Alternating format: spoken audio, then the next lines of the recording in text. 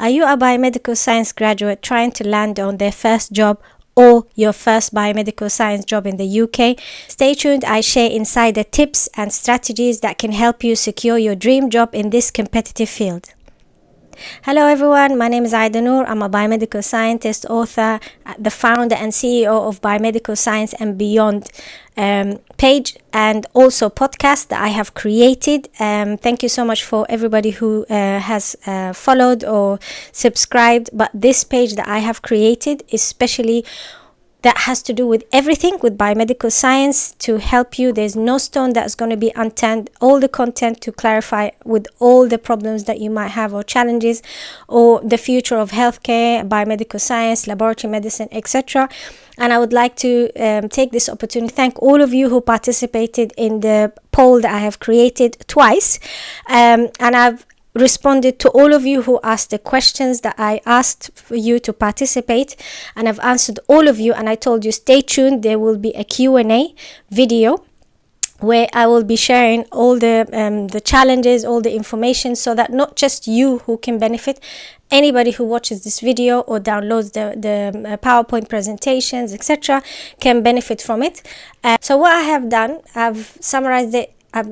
Well, I found that there was 3 challenges, from gaining relevant experience to enhancing your job applications. I've got you covered.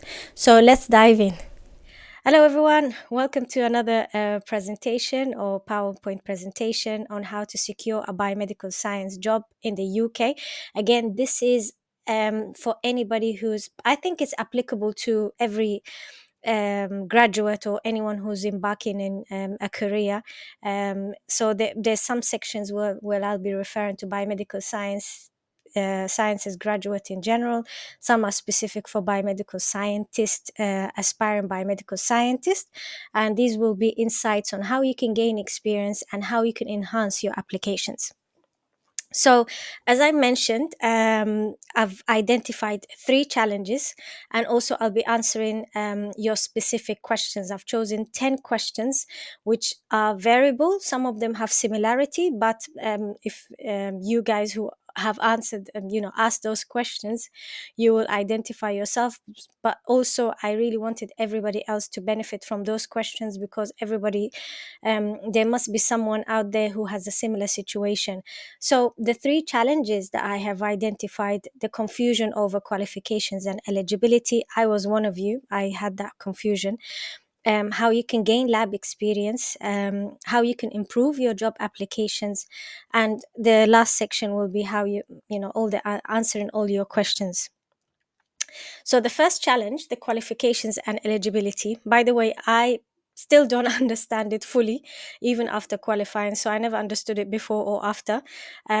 So the 2 things that I want you to, these are the things that I really wanted you to appreciate or to understand. Some of them we've already covered in previous videos. So have a look at them. There'll be links. I'll put all the links to the videos, but also at the end of this video, you will see a link to the bunch of the videos. So the most important thing, you need to understand what are the requirements, how you can meet those requirements, what is the required degree, or the role of HCPC, the importance of HCPC registration, the IBMS accreditation. And if you don't have the accredited degree, or you don't have that desired degree or the required degree, you need to have some top-up modules or certifications, but we refer to it as top-up modules. So the first section, we look at the eligibility. So the main requirements, you need to understand that you need to have the right academic background and the relevant certifications. The HCPC registration is required to become a biomedical scientist in the UK. It's illegal to practice as a biomedical scientist without being on the register. It's a legal act, so you committing an offense. So in previous videos, we had a look at all those websites, so please check them. But by all means, I'll in terms of HCPC registration, because I understand some people are from outside the UK and some people are in the UK, so we're going to quickly have a look at it. So we click link just to show you what it's like. So this is what comes up. you go into registration, and then again another registration tab, and you will see that the first option, getting on the register. And there's two types of applications: if you're applying from the UK, or if you're applying internationally from outside the UK. As and when you click into them, you will go into the application process, etc. What I want you to appreciate here is, it's very it's overwhelming. I never understood it fully, even up to now. But bear with me. What I'm planning to do is, I'm going to create like a manual or simplified version for you, to navigate through this information, because it's a lot of information, and I must admit is my least favorite to explain. But I think it will help a lot of you, and this is why I created this channel, so that to help as many of you students or aspiring biomedical scientists, to understand the process. So now into the qualifications. We understood what the requirements are. How can we meet those requirements? So you do a biomedical scientist that needs to be accredited by the Institute of Biomedical Science and approved by the Health and Care Professions Council, or the HCPC. If you are missing any of those qualifications or you don't meet them, you need to do top-up modules for the non-accredited degree. And the IBMS accreditation, all the information is in the Institute of Biomedical Science website. I have had a look at them with you guys, in terms of what the qualifications are, what the different routes that are there for you, depending on your situation. So have a look at those videos.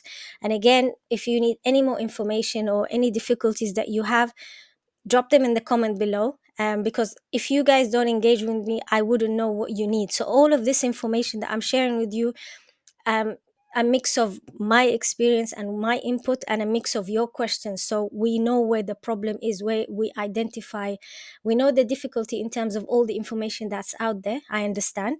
That's why, um, I'm trying to simplify it, whether with myself or if I'm collaborating with my colleagues. So, and from my own research and investigation.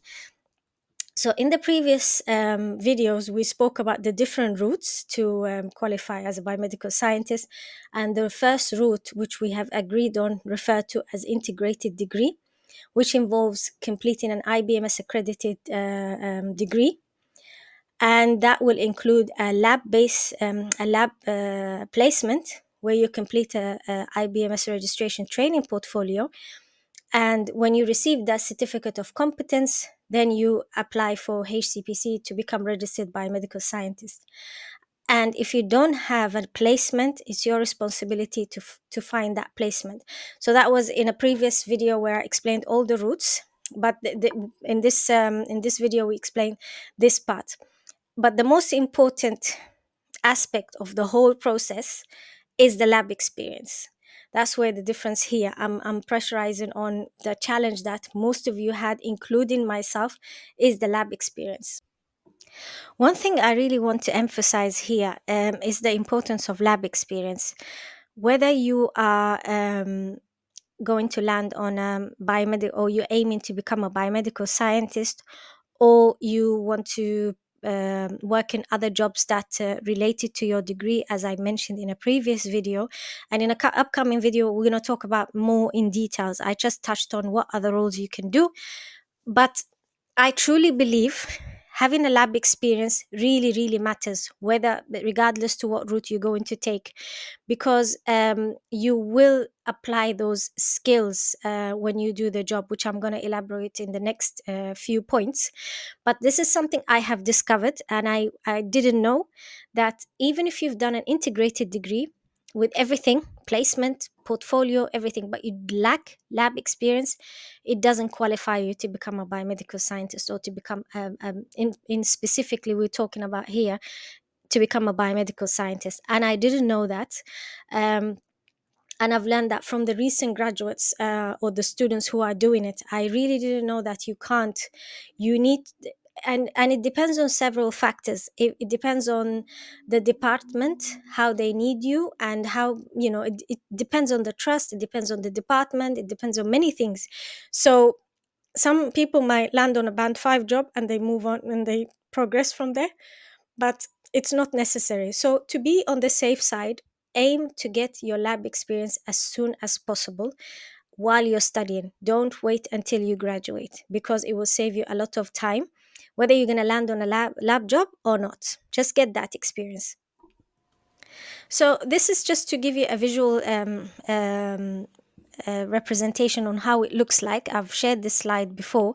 You've got the laboratory assistant below, and then band 3 and band 4, and then band 5-ish if you're a trainee, and then band 5 biomedical scientist. The trainee is very, very competitive. I am like you guys. I used to look for the trainee, but it's super competitive, if not rare. So always consider the supporting jobs, as I mentioned in previous videos and my previous podcast guests. So never underestimate doing an MLA job. And later on, I'll show you what difference between an MLA job and a biomedical scientist.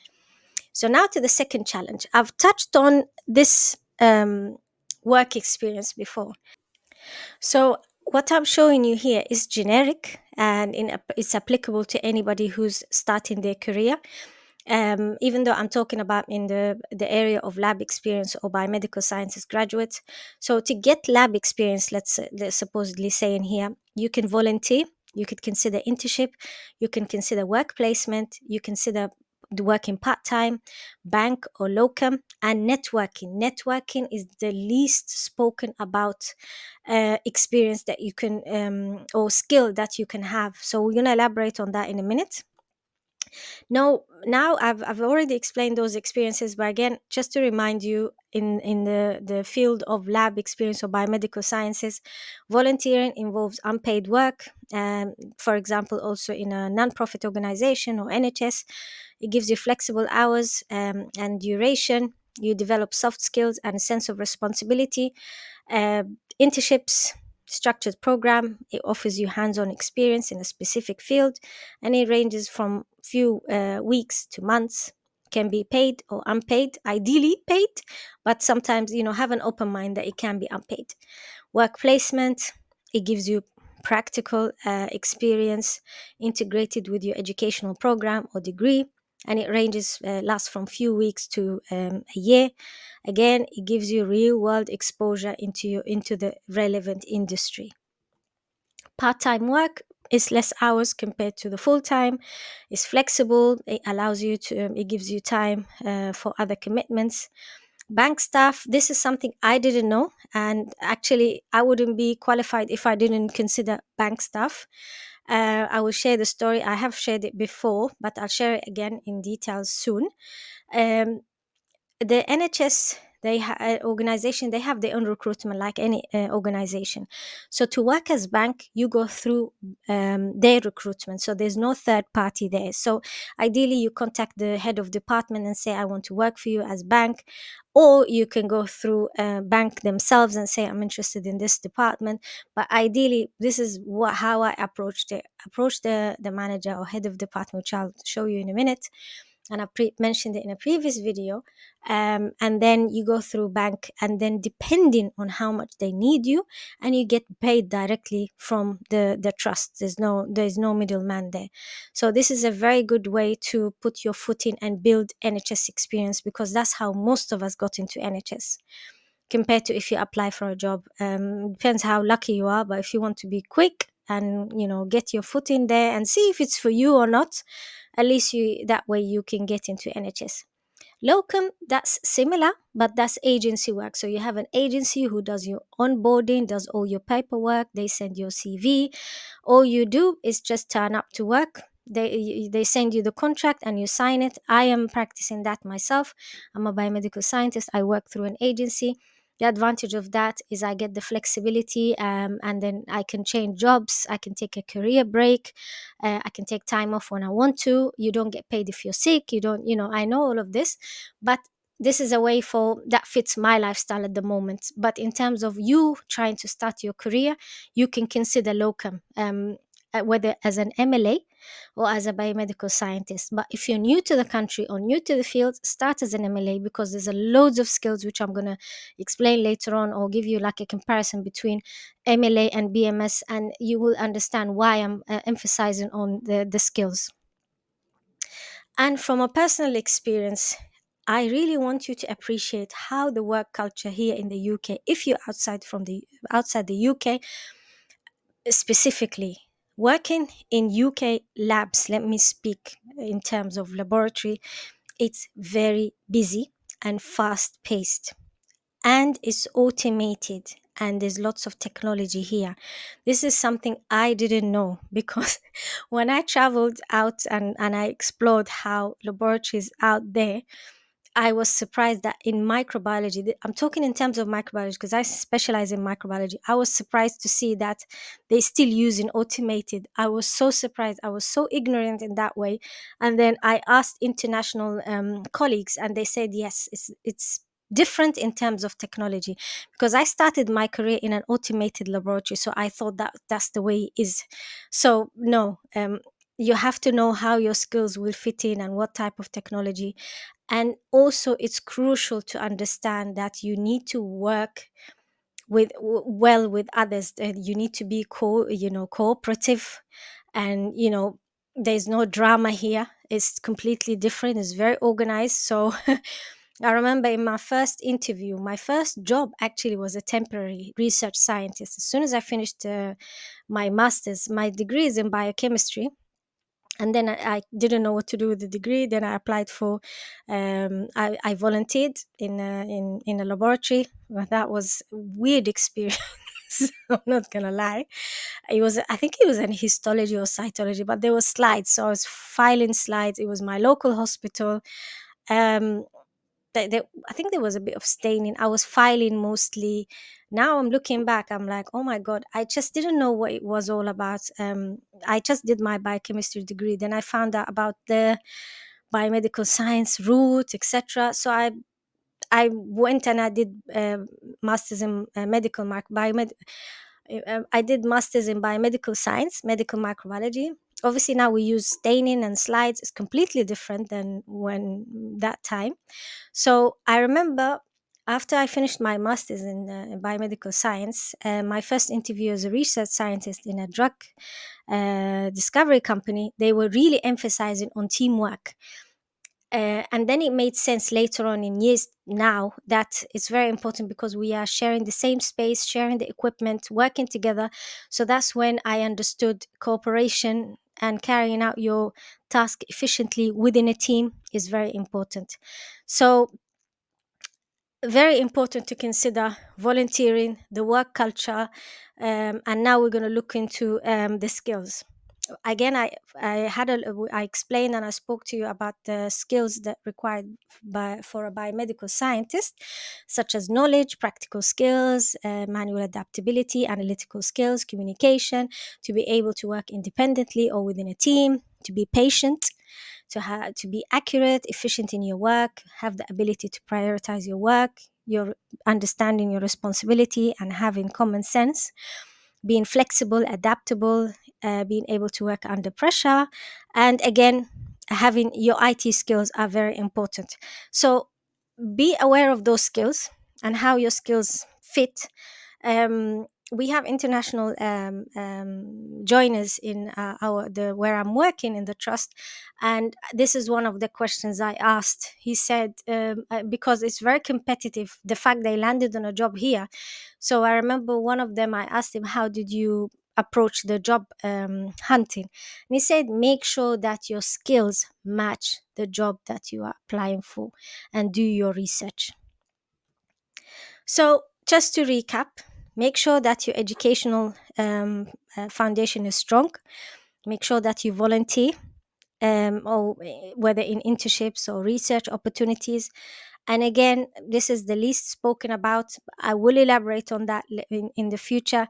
The importance of networking, whether virtually or in person, using LinkedIn and university alumni events. LinkedIn, especially, I've seen it with my own eyes recently. That's why I always talk about the importance of engagement. Someone commented on one of my posts about the difficulty. The person said, I'm registered, I've done all of the work, I'm not getting a job. And a recruiter saw his comment and he said to him, I'm recruiting. let's connect. So that's the power of networking. Just don't be a passive user of social media, especially LinkedIn. I use LinkedIn heavily, and the amount of opportunities that I had and the amount of opportunities that I've seen before my before me are just limitless. So you have to be an active user, and you have to go out there and approach. And again, thanks to everybody who's been communicating with me, because truly all the information that I'm getting from you guys, that's how it's helping this channel grow, and for me to provide you with as many information as possible to make your journey easier. So the actionable advice: reach out to local hospitals, labs, or research centers, pitch for yourself, express your interest in gaining experience. Even short term internships can make a huge difference. I've mentioned about pitching yourself to a hiring manager or head of department. This is for you to take away. You just uh, adapt it to your situation. You put the subject, name the person that you send in the email to, your name, what you want, what's your purpose, why you're interested in this position, what are your skills and qualifications, obviously your CV, and any transcripts and certifications, what's your availability, and your contact details. In terms of certification and transcripts, if you're a student, make sure that you keep your transcripts and make sure that they are certified. This is something that has been recently, last few years, has been introduced. When it was my time, I just give my photocopies of my transcripts and that was it. But now they want it certified from the university. So make sure you keep all your transcripts and make sure it's certified from the university. The third and final challenge is how to improve your job application. Involves, it's my least favorite. I don't like job hunting. I've been in a situation where I've put my CV, I've put my covering letter, and then there was this long process of putting your details, the same information. How many times I just stopped applying for certain positions just because of the additional step. So I'm being very transparent. So again, but it's still part of the process. You need to have a strong CV, you need to have a strong covering letter, prepare for the interviews, and again and again and again, utilize professional network. Crafting your strong CV and covering letter, make sure that you tailor it to every job. Don't just send the same CV. Now you've got ChatGPT. It makes life so much easier in terms of productivity. So you can tailor your CV to the job description and the person's specification. Uh, Highlight your relevant experience and skills, and make sure that your covering letter addresses to the specific needs of the job that you are applying for. I don't like this step at all. It's just the way I am. Some people, they like doing it. For me, I just find job hunting very exhausting. How do you write a biomedical science degree? Contact information, professional summary, your work experience, soft and hard skills, education and qualifications, and make sure you proofread and read your CV. There was so many times I've sent my CV and I forgot to do the last step. I'm a human being just like you. This is my channel. I share my thoughts. I share my experiences. I'm a strong believer in being authentic. So I advocate for certain things, but I'm a human being. Some things I have weaknesses in. So this is I will elaborate more in the future about the medical laboratory assistant and biomedical sciences in terms of job description. And so stay tuned. There'll be loads of information out there that I'll be sharing. There will be no stone unturned here. So the medical, I remember when I first applied, I will be sharing my journey in detail, but my first MLA job, I started in private. I didn't start in NHS at all.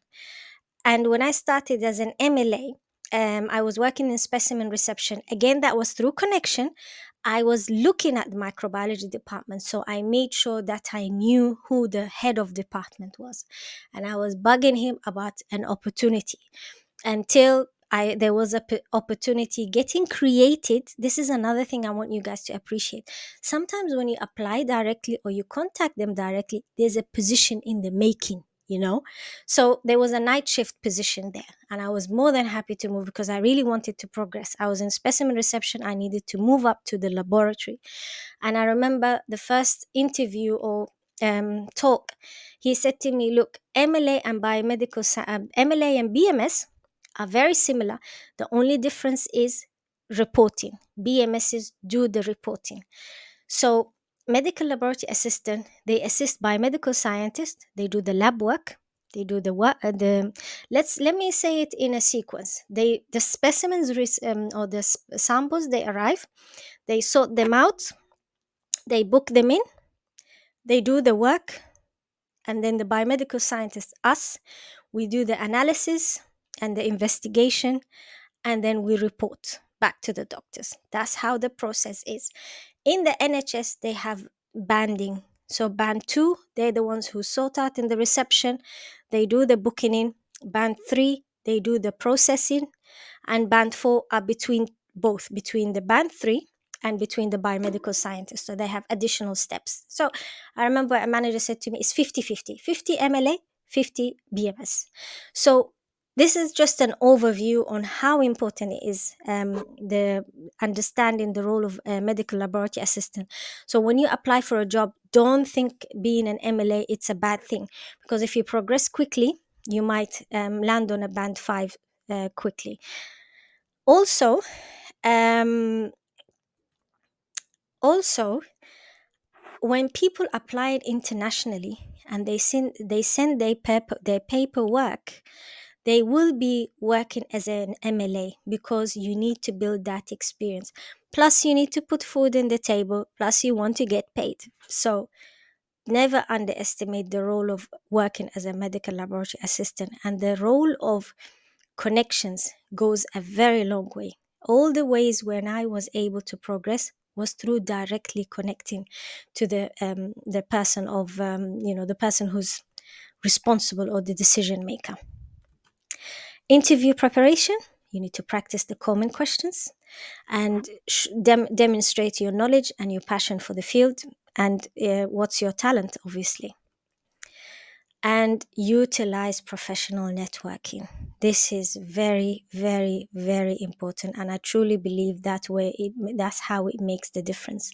So make sure that you join professional networking, professional associations, online forums that are related to your field and biomedical science. And these platforms, they always post for any job opportunities or networking opportunities. Like I said, networking is part of getting your job experience. Now into your questions. Let's say the general questions: how to get your first job in the UK without experience, and what are the required certifications in the UK. So if you are looking to get your first job in the UK, no experience, like I said, and I emphasize, look for entry level, such as MLA position, and don't hesitate to apply for internships and volunteering roles. And always remember, networking is very important, whether virtual or in person, whether online or in person. In terms of certifications, we've explained before, not enough, I know. The HCPC registration, how important it is, and also being a member of the IBMS, the top-up modules or additional modules that will help you. Now to your question. Thank you so much for everybody who sent their questions. I've selected 10 questions with different and similar scenarios, and I told you all that I'm going to answer these questions because I wanted everybody to benefit from it. I want this video to be out there to help anyone who might have a similar situation. So rather than me answering one to one, yes, I answered all of you and I told you stay tuned, but because I wanted all of you to benefit from it, because I don't want it's let me say, every career is going to be very difficult to enter the job market regardless. Even people who are managers, directors, the job market is extremely competitive now, more than ever. I specialize in future of work and education and careers, and I'm telling you from the future that is going to be challenging. So the first one is overcoming job application challenge, which is very common. So this question, he applied for more than 100, going through the NHS website, no luck. feeling hopeless, obviously. So, what advice? I would advise you to make sure that your CV, like we mentioned earlier, and the covering letter are tailored to each application. Highlight the unique skills and unique experiences that you have. Like I mentioned, the work culture, how it is. Have you worked with the technology that we've done before? Do you have any idea about it, etc., etc.? Because that's what they want to see in your personal statement and your CV, etc. If you applying through the NHS website, because I remember that there must be the personal statement. Yeah, I haven't done this for some time. I've been working with agencies, so I don't. All they do is just send the CV, move on, and turn up to work. So it's a bit of a relief. So that's the advantage of this job. Once you qualify, you can go freelance if you want. And again, networking actively within the industry, attending events, being active on LinkedIn.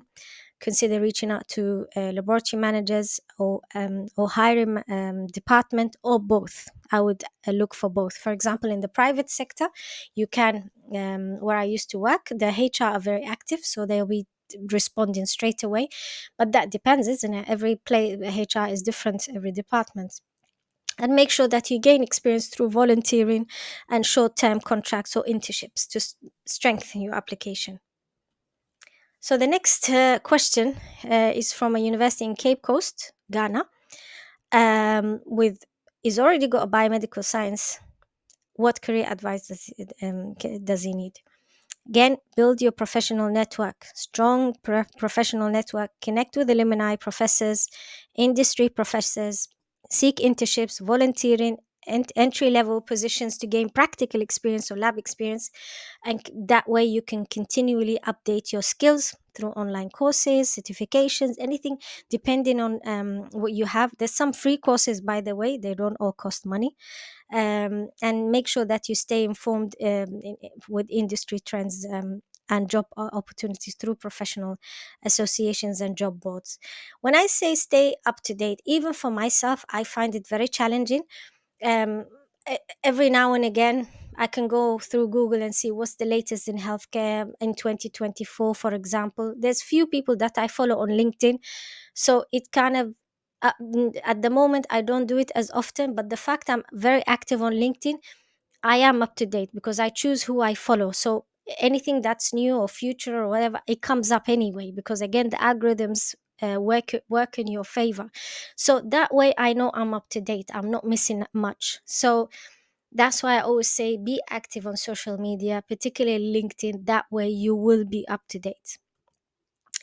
The IBMS accreditation, if you lack it, you need to complete an accredited degree or and the portfolio. So you contact directly the IBMS and the HCPC depending on your situation, and then you need to contact the professionals directly, like you did. You contacted me, and that way I'll be able to advise you on where to go from there. And the previous questions and the content that I'm sharing hopefully is helping you. CVs and interviews. Again, as I said, CVs are my least favorite. So, but make sure that your CV is highlighting the relevant experience, skills, and qualifications. Use bullet points. I am a person who likes bullet points. So focus on your achievement as well. So that way it's easier for the person who's scanning through your CVs, because I think they say how many seconds? 6 seconds, I'm not sure. And tailor your CV for each job description. Interview tips. Research about the organization or the trust, their role thoroughly, understand their values, because they ask that in every interview that I've been to. They ask, do you know our values? So you need to memorize that very well and prepare to discuss your experiences and how they relate to the job, and practice common interview questions and what questions they will give you. I will share all of those tips in details in upcoming videos. And yes, the interview questions are very repetitive, are the same questions. I remember when I first applied for the first proper job, I went on Google and I still have that type of question, and people follow that. HCPC registration and portfolio. Again, you need the HCPC registration. You need to complete the portfolio because it demonstrates your competency, and then the necessary experience, it comes through the internships and placements. Again, contact both the IBMS and the HCPC. See, if you notice in the previous question, the person is not aware of the HCPC registration. So I told you the eligibility and qualifications are very confusing, the amount of information. Or maybe this person is fairly new to it, so they didn't know anything about it. So again, the other question, do I need HCPC? Does it require a degree with the NHS? Typically, the HCPC requires completed an accredited degree and a period of professional practice for specific roles. I'm not sure about this part. Again, you need to check the HCPC website. So looking at the last questions, you can tell the information is overwhelming. It was overwhelming for me up to this date. So it's totally understandable that people find that part is very confusing. So that's why I say contact them directly, your situation, and then you have the answer. And hopefully in the future, now the near future, I'll be helping you throughout this to simplify the understanding. Securing a job with international background. Can I work in the UK without a UK diploma if I have a significant experience from another country? The answer is yes. You can work. You might need certain qualifications or depending. Again, like I said, consider an MLA role to start with. That way you can gain the experience and gaining any additional certification that you might need, depending what the trust will suggest, who you're working with will suggest. General advice. This person has been struggling to land on a job since 2021. Any advice? Like I said, focus on networking, building connections within this industry. Consider additional training, experiences. Consider entry level jobs or even volunteering to gain specific UK experience. How can I apply for NHS biomedical science role from abroad? The website and other healthcare, basically the NHS website and the NHS track. These two are the main websites. Again, you can also apply through agencies or the hospital bank. Ensure your CV and covering letter highlights your experience. And again, I think it's quicker to go through recruitment, get into the country, get into the experience, and then from there you can again try going through the NHS because you've already built experience, or if you want to go to the private sector. Where can I find job openings, and what should I highlight in my application? Again, like I said, NHS Jobs website is the primary source for job openings. Highlight your skills, experience, and why you are passionate to work in the NHS. Emphasize your commitment to patient care and ability to work in a team. Like I said, very important, the work culture to understand. And in conclusion, just to recap, gaining work experience and having the right qualifications and improving your job applications are all crucial steps to securing your biomedical scientist job in the UK or a biomedical science job, biomedical science graduate job in general. And remember, every challenge is an opportunity to learn and grow and keep pushing forward. Thank you so much everyone for watching. This is not going to be the first or the last Q&A question. There will be more. I'm planning to have this once a month, so keep your questions coming in so that we help as many of you out there. As I said, if you guys don't give me enough information or questions or problems, I won't know that they existed. So if you found this video helpful, please give it thumbs up and subscribe for more career advice and insights in the field of biomedical science and beyond. And don't forget to hit the notification button to be informed, notified if there's any new content, whether on this channel or on my pages, or connect with me on all the social media platforms. And I'd love to hear from you, and I'm here to help you. So make sure that you keep the communication going. And if you have any questions or topics you would like me to cover for future videos, leave them in the comment below. Also, contact me on all my social media. And remember, every challenge is an opportunity to learn and grow. So keep pushing forward and stay positive. You got this. Until next time, take care of yourself. Good luck with your job hunting and keep shining and keep inspiring. See you next time.